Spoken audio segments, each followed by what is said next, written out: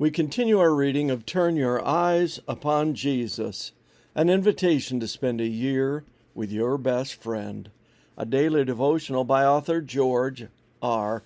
Knight. Today's reading, October 19, a special resurrection. And the earth quaked, and the rocks were split, and the graves were opened, and many bodies of the saints who had fallen asleep were raised. And coming out of the graves after his resurrection, they went into the holy city and appeared to many. Matthew 27:51-53. At the same time as Christ's last victory cry and death, several other events took place. Yesterday we examined the tearing of the temple curtain.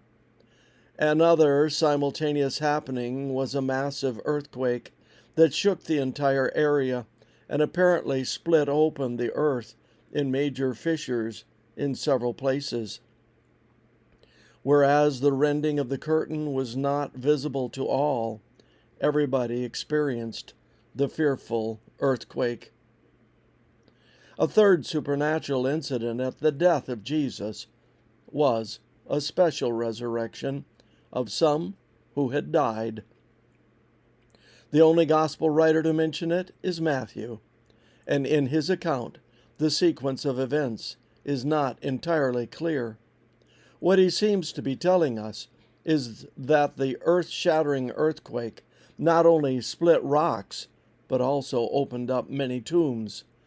From the text above, it is not clear if the individuals in those tombs arose at the time of his death or at his own resurrection. The latter seems to be the meaning of the passage. If that is so, the picture is of some of God's faithful ones arising out of their opened tombs on resurrection morning and going into the city to bear witness to the power of Christ to resurrect. The Bible does not tell us who these raised individuals were, and most commentators don't speculate on their identity. Ellen White makes the plausible suggestion that they were those who had been co-laborers with God and who, at the cost of their lives, had borne testimony to the truth.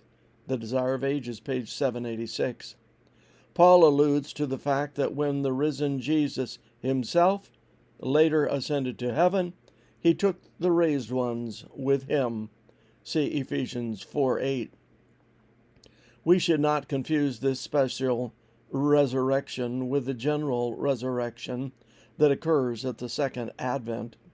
A limited number of faithful arose with Christ, but the bulk of God's people will sleep in their graves until his appearing at the end of time. 1 Thessalonians 4:13-18, 1 Corinthians 15:51-53. What we do find in the event reported by Matthew is a clear teaching on the power of Christ to resurrect his followers. Because he lives, we shall also. This concludes our reading today of Turn Your Eyes Upon Jesus.